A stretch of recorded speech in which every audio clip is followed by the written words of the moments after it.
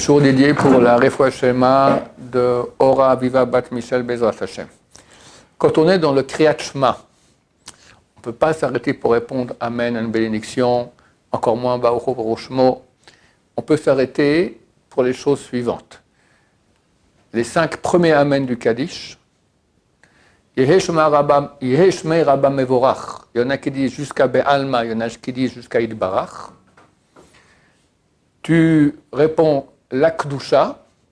Il y en a qui disent les 2 premières réponses, Kadosh et Baruch. Il y en a qui disent aussi Imloch. Tu réponds Baruch Hashem Avorach, Baruch Hashem Avorach l'Olam Vaed, et Modim Anachnu Lach.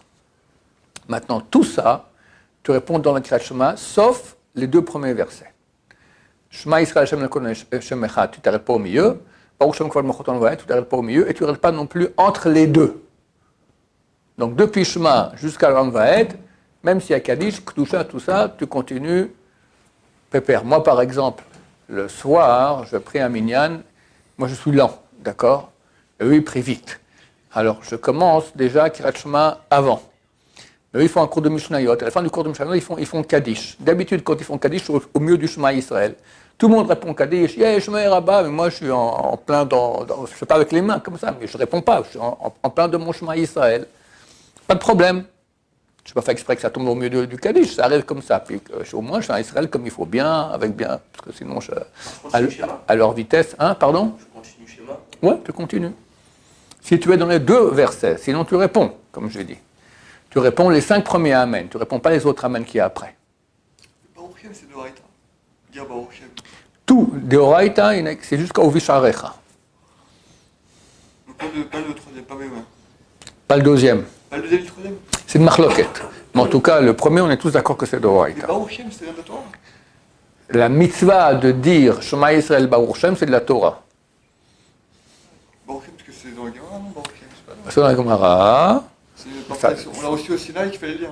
Ça provient de Yaakov Avinu. Lorsqu'il est venu bénir ses enfants, il leur dit qu'est-ce qui se passera à la fin des temps, la Shrina l'a quitté. Alors il a eu peur que peut-être il y en a un qui n'est pas OK.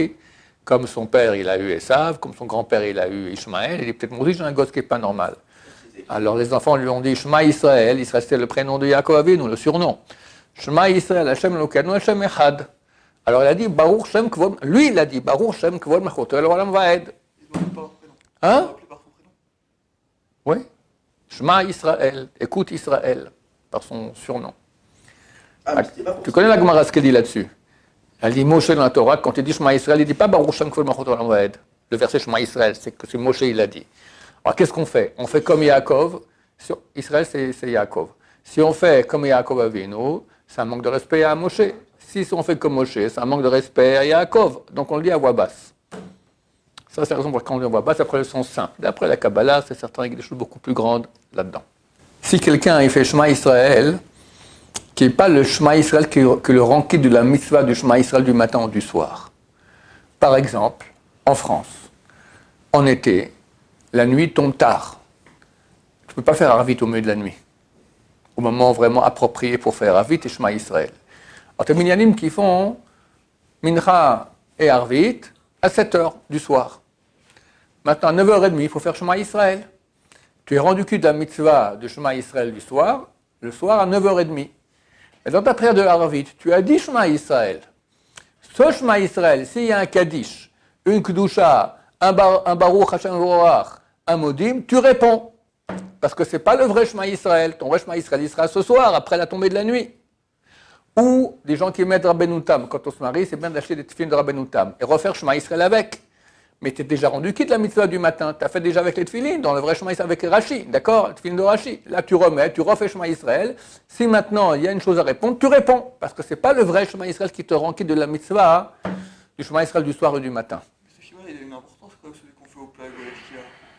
C'est grâce à lui, on peut manger, on peut... Il n'a presque pas d'importance. C'est une mitzvah d'Erabanan que lorsque tu fais les mitzvot, les brachot de Kriyat Shema, que tu fasses le Shema Israël. Mais si par exemple quelqu'un, il a déjà... Je vais expliquer un exemple. Moi le matin, Shabbat, je fais Shema Israël, d'habitude au Netz. Mais je ne prie pas Netz.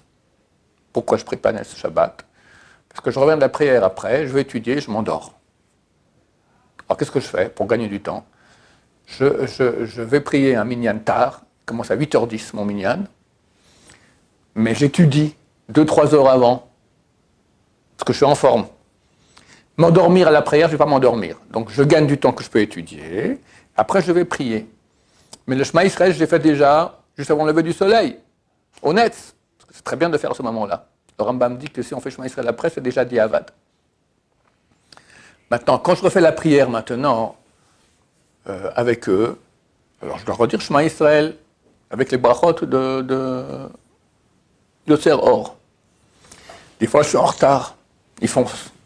Alors je saute allègrement Shema Israël, il n'y a aucun problème.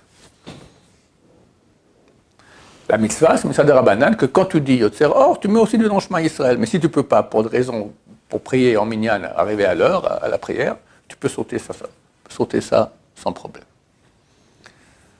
Maintenant, il est vrai que le Shema Israël que tu fais le soir, à 7h du soir, alors qu'il fait encore jour, il te permet de manger après, parce qu'il y a un avis qui dit que c'est valable, c'est Rabbeinu Tam. La halakha n'est pas comme Rabbeinu Tam.